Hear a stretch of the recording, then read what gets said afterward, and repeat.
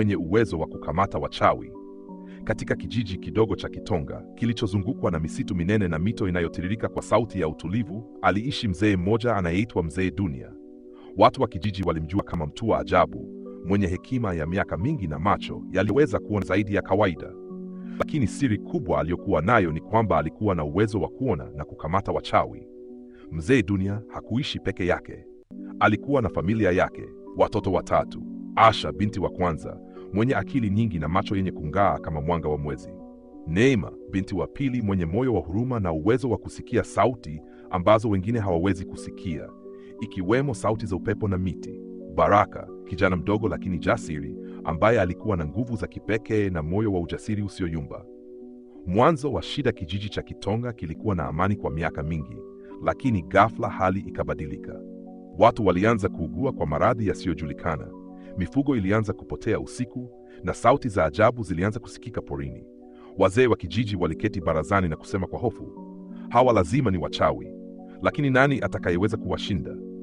Wote walimtazama Mzee Dunia wakijua siri yake. Akanyanyua fimbo yake ya zamani iliyochongwa kwa mti wa mninga, akasema, safari hii sitakuwa peke yangu, watoto wangu watashirikiana nami. Dunia ikishirikiana na kizazi kipya, uovu hauwezi kushinda. Safari ya kukamata wachawi. Usiku mmoja, mwezi ukiwa umetanda kama taa angani, Mzee Dunia na watoto wake walianza doria. Asha alibeba taa ya kibatari yenye moto usiozimika. Neema alishika kikapu chenye majani ya dawa akisikiliza upepo. Baraka alibeba upanga mdogo wa jadi aliopokea kutoka kwa babu yake. Walitembea msituni na ghafla Neema akasema, baba, nahisi hewa imebadilika, kuna mtu anatufuatilia. Ndipo kivuli kikubwa kikajitokeza, mwanamke mchawi aliyevaa ngozi ya fisi, macho yake yakimetameta kama moto.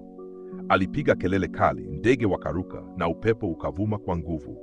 Mzee Dunia akasimama katikati, akainua fimbo yake. Kwa jina la haki na kwa nguvu za kizazi, wachawi hawataendelea kututesa. Kwa kushirikiana na watoto wake, Asha aliangaza mchawi kwa mwanga mkali wa taa.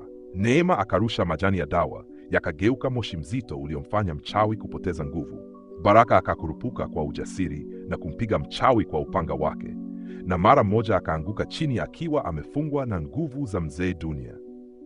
Ushindi na mafunzo. Baada ya mapambano marefu, walifanikiwa kuwatia mbaroni wachawi waliokuwa wakilitesa kijiji. Wanakijiji walikusanyika, wakashangilia na kuimba nyimbo za asili. Dunia na kizazi chake wametuokoa. Lakini Mzee Dunia akawatahadharisha, wachawi hawafi bali hushindwa na mshikamano wa wema. Jifunzeni kuishi kwa umoja, mshirikiane na muwe macho. Watoto wake walitabasamu, wakijua sasa wao pia wamebeba mwendelezo wa nguvu na hekima ya baba yao. Hitimisho. Hadi leo, kijiji cha Kitonga kinasimulia hadithi ya Mzee Dunia na watoto wake walivyoshirikiana kwa upendo na ujasiri kukamata wachawi. Ni kielelezo cha kwamba hekima ya wazee inaposhirikiana na nguvu za vijana, kuna nguvu ya giza inayoweza kushinda. Yo, karibu Siza Cosmetic, wauzaji wa bidhaa bora, urembo, sabuni na manukato yenye mvuto wa kipekee. Bila kusahau BF Soap, sabuni yenye ubora wa hali ya juu inayosaidia kuondoa makunyanzi mwilini, kung'arisha na kulainisha ngozi, kutoa harufu nzuri na yenye mvuto. Lakini pia kuna watu ambao wanaitwa Chidad Trading, au ni wauzaji wa sabuni zenye mvuto na manukato ya kuvutia kwa ajili ya wanaume na wanawake wote wanaopenda muonekano safi na harufu ya kupendeza. Tunapatikana Dar es Salaam.